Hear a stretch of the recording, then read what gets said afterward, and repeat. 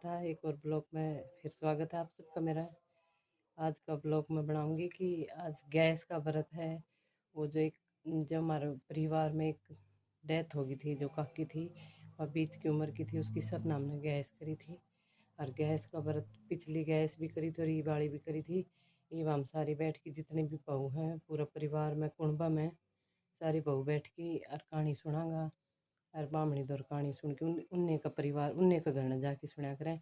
ये मैं उनका घर न जाऊँगी, हमारा घर तो थोड़ी सी दूर है, जिस 5-7 मिनट का रास्ता है जो, और मेरे पड़ोस वाले हम सारे मिल के जाऊँगा और फिर कहानी सुना जब मिलाऊंगी तब मैं कहानी सुनाऊंगी।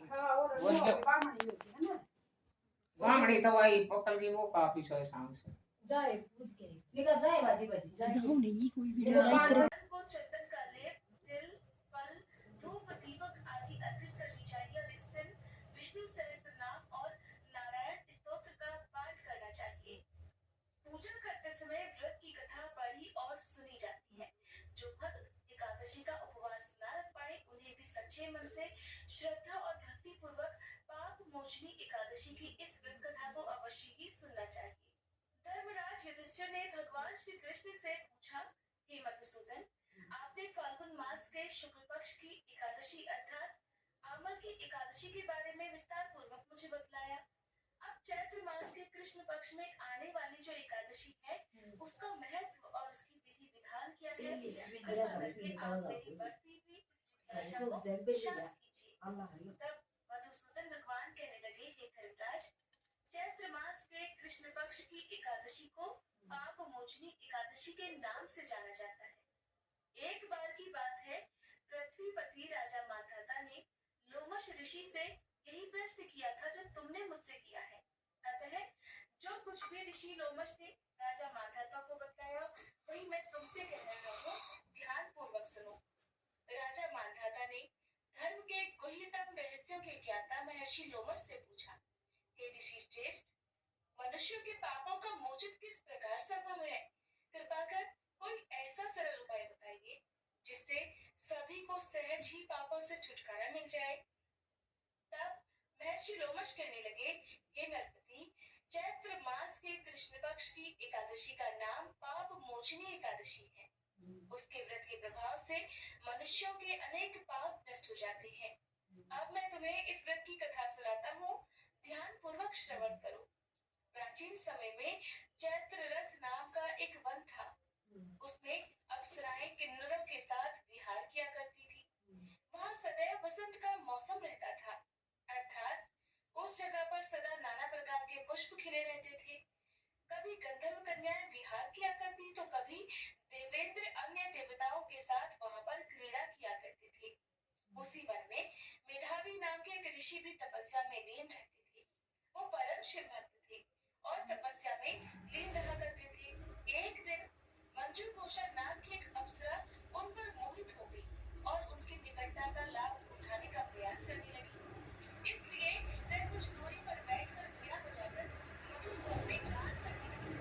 उसी समय शिव भक्त महर्षि मेधावी को कामदेव भी जीतने का प्रयास करने लगे।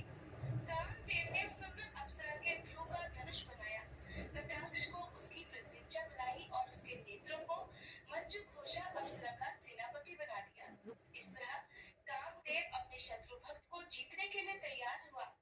उस समय महर्षि मेधावी भी युवा अवस्था में थे और काफी हष्ट पुष्ट थे। उन्होंने यज्ञोपवीत तथा दंड धारण कर रखा था। वे दूसरे कामदेव के समान प्रतीत हो रहे थे। उस मुनि को देखकर कामदेव के वश में हुई मंजू घोषा ने धीरे धीरे मधुर वाणी से वीणा पर गायन शुरू कर दिया। तब महर्षि मेधावी भी मंजू घोषा के मधुर गाने पर तथा उसके सौंदर्य पर मोहित हो गई। वह अप्सरा मेधावी मुनि को कामदेव से पीड़ित जानकर उनसे आलिंगन करने लगी। महर्षि मेधावी उसके सौंदर्य पर मोहित होकर शिव रहस्य को भूल गए और काम के वशीभूत होकर उसके साथ रमन करने लगे। काम के वशीभूत होने के कारण मुनि को उस समय दिन रात का कुछ भी ज्ञान नहीं रहा और काफी समय तक वे उस अप्सरा के साथ रमण करते रहे। तदुपरांत मंजू घोषा उस मुनि से बोली, है ऋषिवर, अब मुझे बहुत समय हो गया है, अतः स्वर्ग जाने की आज्ञा दीजिए। अप्सरा की बात सुनकर ऋषि ने कहा, हे मोहिनी, संध्या को तो के ऐसे वचन सुनकर अप्सरा उनके साथ रमण करने लगी। इस प्रकार दोनों ने फिर से बहुत सारा समय साथ बिताया। मंजू घोषा ने एक दिन ऋषि से कहा, ये विप्र, अब मुझे आप स्वर्ग जाने की आज्ञा दे दीजिए। मुनि ने इस बार भी वही कहा, हे रूपसी, अभी ज्यादा समय व्यतीत नहीं हुआ है, कुछ समय और ठहरो। मुनि की बात सुनकर अप्सरा कहने लगी, हे ऋषिवर, आपकी रात तो बहुत लंबी है। आप स्वयं ही सोचिए कि मुझे आपके पास आए कितना समय हो गया। अब और ज्यादा समय तक ठहरना उचित नहीं है। अप्सरा की बात सुनकर मुनि को समय का बोध हुआ और वह गंभीरता पूर्वक विचार करने लगे। जब उन्हें ज्ञान हुआ कि रमण करते करते उन्हें कई वर्ष बीत चुके हैं, तो वह उस अप्सरा को काल का रूप समझने लगे। इतना ज्यादा समय भोग विलास में व्यर्थ चला जाने पर उन्हें बड़ा क्रोध आया। अब वह भयंकर क्रोध में जलते हुए उस ताप नाश करने वाली अप्सरा की तरफ भ्रकुटी तान कर देखने लगे। क्रोध से उनके होठ कांपने लगे और इंद्रियां बेकाबू होने लगी। क्रोध से थरथराते स्वर में मुनि ने उस अप्सरा से कहा, मेरे तप को नष्ट करने वाली दुष्टा, तू महापापिन और बहुत ही दुराचारणी है। तुझे धिक्कार है। अब तू मेरे शाप से पिशाचिनी बन जा। मुनि के क्रोधयुक्त श्राप से वह अप्सरा पिशाचिनी बन गई। ये देख वह व्यथित होकर बोली, हे ऋषिवर, अब मुझ पर क्रोध त्याग कर प्रसन्न होइए और कृपा करके बताइए, इस शाप का निवारण किस प्रकार संभव होगा? क्योंकि विद्वानों ने कहा है कि साधुओं की संगत अच्छा फल देने वाली होती है और आपके साथ ना ना वो तो फोन करा थे ना जब आए बोल तो लसन पानी का फोन ए हम ना रख दो दिवा देवा हमनी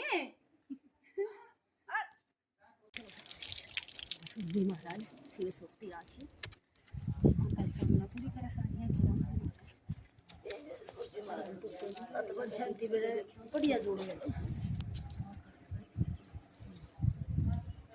सुकन देख ले